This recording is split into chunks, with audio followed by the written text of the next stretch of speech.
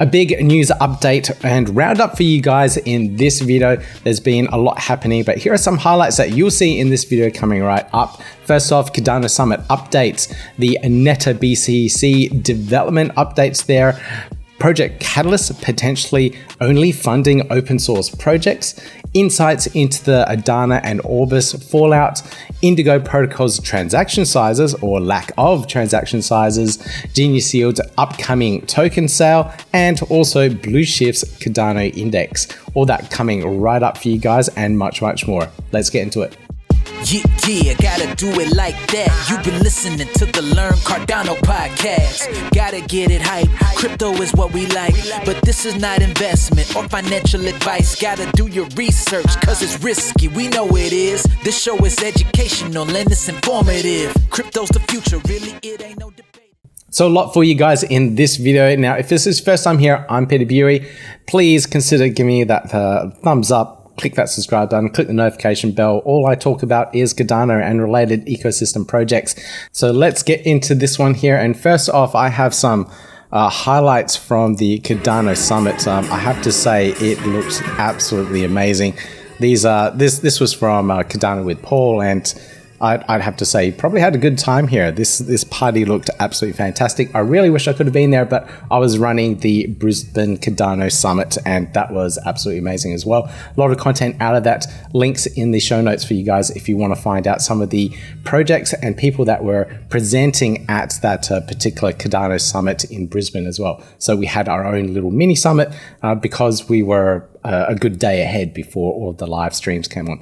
So check all that out, and I put links down below for all the videos that have come out from the Cardano Summit too. It's all on their website. So if you missed anything or you want to catch up on some of those videos that were being live streamed, you can do so on their website as well. Now, Paul has also done an interview with Frederik from the Cardano Foundation too, and he had a sit down with him and talked about the foundation and everything around it. Again, all the links to that in the show notes, so if you want to find it and watch that video, I highly recommend that you do check it out. Now, AnetaBTC have been working hard on the Ergo side of things. So they got funding from the Ergo Foundation and they were able to start building and developing the bridge to bring over Bitcoin, wrapped Bitcoin to the Ergo ecosystem. And this is the first start of their plan.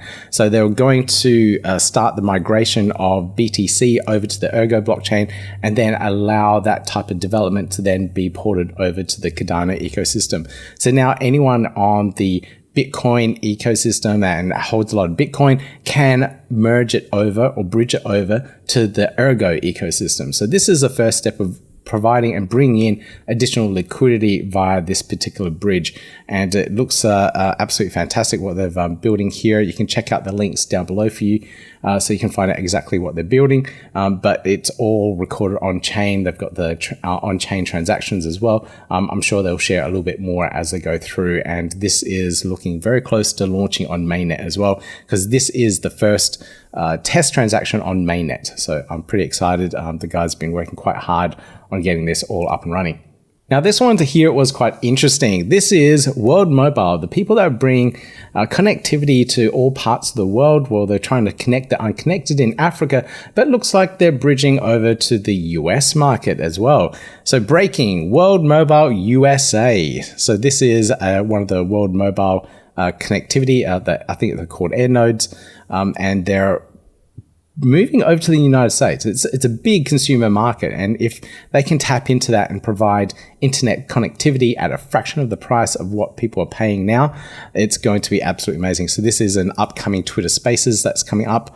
It's already passed. I'll put a link to that in the show notes so that you guys can listen into it and learn a little bit more about what World Mobile are doing in the United States. Now, this one's quite an interesting one, and this is the work from Alessandro, the creator of Spacebuds, and the person who really brought NFTs to the Cardano ecosystem. Now, he's playing around with this particular script called Wormhole, and it is a migration contract to migrate the Spacebuds older version to the newer version. So it's an interesting contract that is being put together and is open sourced and looking for feedback from the community. And it looks like a lot of people are quite interested in this one here. And I'll be watching this one to find out how the development around this one goes and what type of feedback people give on this particular contract. It's really cool to see people innovating and building on the Cardano blockchain and really pushing the limits of what is possible at the moment. If you haven't heard, Djed have announced that they're going to release their stablecoin protocol around January 2023. So the exact date isn't confirmed just yet. I believe they're still going through some audits. But I did do a big overview video around the different stablecoins that we're releasing in the Cardano ecosystem. And you can check that out in the top right hand corner there, and you can learn a little bit more about what's happening in the Cardano ecosystem around various stablecoins.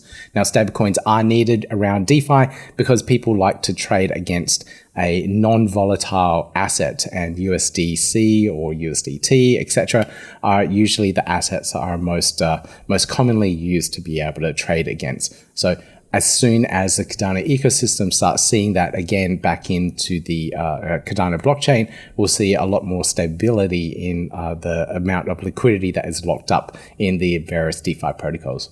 Now, if you didn't realize, the Cardano Foundation actually puts together a Cardano Community Digest every 2 weeks where you can gather and read over all of the things that have been happening in the Cardano ecosystem.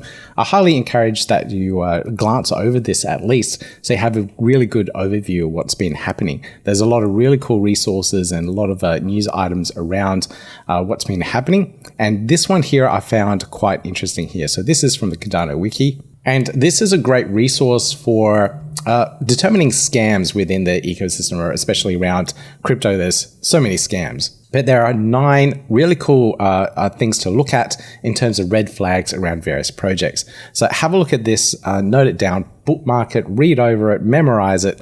A really good way to determine if a project is legitimate or not. Another really cool tool to help you out with analyzing various projects that are building, you can use this tool here, the Do Your Own Research Tool.io, so DYOR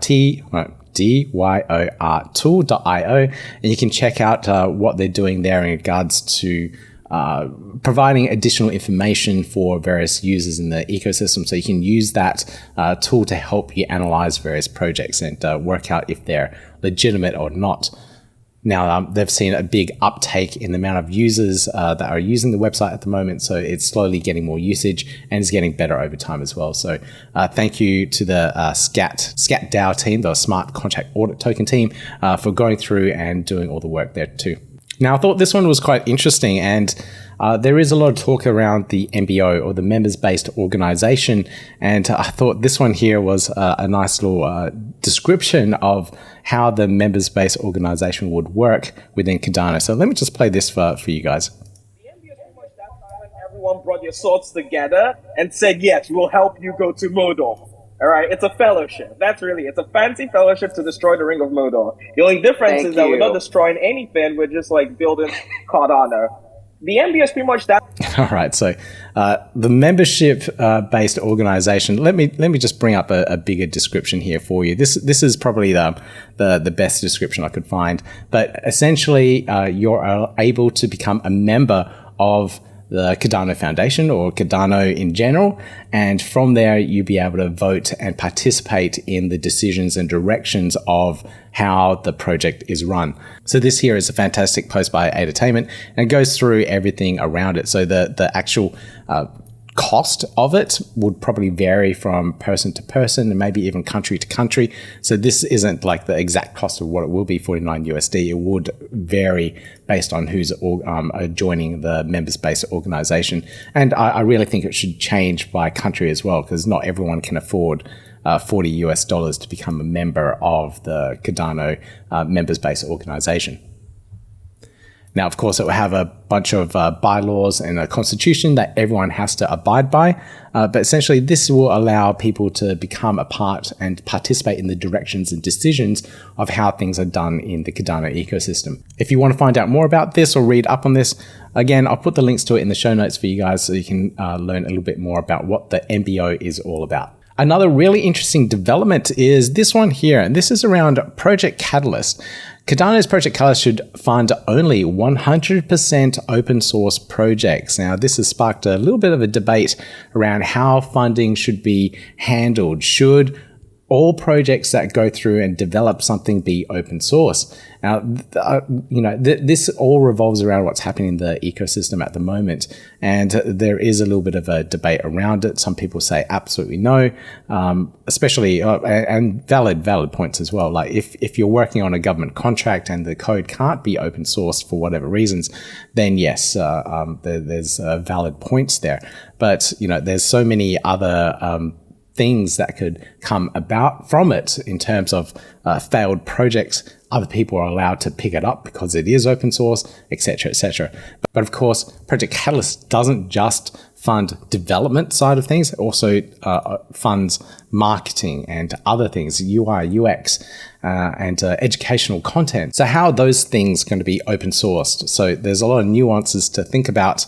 And of course, this is just an idea and concept at the moment, but something that we should probably look into in regards to the future funding of Project Catalyst and how funds are used. So recently, Ardana also did do a Twitter Spaces where they went through everything that was happening around Ardana and Orbis at the moment.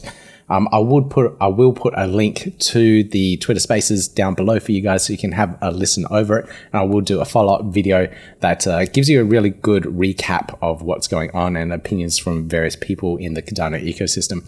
But essentially here, Matthew breaks it down for us. So they hired too many people too early. The founder wasn't technical enough to assess what was going on within the project and the code itself. The exchange listings costs were huge. They launched on 3 different exchanges all at the same time, so it would have cost them a fair fortune to do so. And a large group of investors pulled out. And last but not least, Orbis held a portion of the funds on FTX, and we all know what happened with FTX there. Now, during that Twitter Spaces, Ryan did also reveal that they spent around $7 million on developer costs. What developers and contractors were involved, there are quite a few. I can't confirm them at the moment, but I'm doing some investigations to find out which developers were, or development consulting companies were a part of that, and trying to find out how much money was spent on those particular developers. But in short, there isn't much to show for that $7 million worth of development. That's a lot of money. And during the Twitter Spaces, there were a lot of key and notable people in the conversation. And it really sounds like Ardana was taken for a ride, or those funds were just not spent correctly on various developments. But I will break that down in a future video coming up so we have a better understanding and idea of what was going on in the Ardana ecosystem and how money was spent and what it was spent on. In other news, the Goofy Golfers Mining Club. I did an interview with Ryan from the project, not Ryan Matova, but Ryan from Goofy Golfers, and they're doing an NFT project where the NFT holders get revenue sharing from the miners that they have in operation. So the team have actually put in place the 5 ant miners into their the mining system that they've set up, and you can now they started to mine LTC. What was it? LTC and Doge. Doge out of all the things. So these ant miners are whirring away in the data center where they've got these set up, and they're progressing through the project. I just find this one a little bit different, a little bit interesting. So I'd like to highlight what these guys are doing because it's just that little bit different. Ryan also sent me over a couple of the other pictures that they captured for their mining setup, which is pretty cool. And of course, another version of the video as well. So I'll put them in the show notes if you're interested in looking at them. Now, I thought this one here was really interesting, and this is the transaction size of the Indigo protocol and how small they are. They're ridiculously small, 1 kilobyte. So this is, I'll just quote it here. This is wild considering that 1 kilobytes are simple transactions. So when you're sending ADA from one person to another, that is roughly the size of transactions, and they're getting their smart contracts down to that size. So it's very well optimized. So it's using probably Plutarch and the Vassal hard fork upgrades to get their contracts down to a minuscule size. So it's just basically insignificant. And I absolutely love that. And I'll just pull up this site that Matt's working on here, dApps on Cardano. And this here breaks down everything around the Indigo protocol. So we can see the amount of activity going on at the moment, the transaction fee sizes and everything around it. So it's pulling up all the statistics on chain. And if we go down here right at the very end, average transaction size in bytes, we can see here at the very beginning, they're quite large. Now, Matt explained that this would be because they're deploying their reference scripts online on chain. So they all go online first. So it's a little bit bigger. But then after that, the following epoch, they go down below 1 kilobyte, so 1,000 bytes, and that's absolutely amazing. So really, really well optimized code going on the Cardano blockchain at the moment. So this is what we're wanting to see from the Vassal hard fork. Projects launching like this with super small scripts and really optimized code. So that's really amazing to see and really cool that that this website was being put together so we can actually see that kind of on-chain data. Now, Spectrum Finance, this is a DEX that is built first on Ergo, so it was called Ergo DEX, but they're expanding over to Cardano as well, and they're on the Cardano public testnet at the moment, and have been for a week with very minor issues. This is the DEX here. It looks pretty standard, and you can check that out at app.spectrum.fi/Cardano, and you'll be able to play around with that on the preview testnet. They've got a whole bunch of information around it as well in terms of the developments, but it brings it a little bit closer to the point where they can launch their Spectrum Finance token as well. So if you're interested in the governance token around the project, that's coming up very, very soon. Now, speaking of tokens and the things that are being released in the Cardano ecosystem, Genius Yield are coming up with their public token sale very, very soon as well. They have a very detailed blog post here that talks about the entire process. Now, to go through their token sale, they actually had to build a launch pad to go through it. Now, this is a regulatory compliant smart contract based launch pad built on Cardano, and it allows for oversubscription. So this is quite interesting. So it's not a first come, first serve. It uses the Cardano's UTXO model. So it has all those UTXOs that are there, and you can just do your ordering directly through it.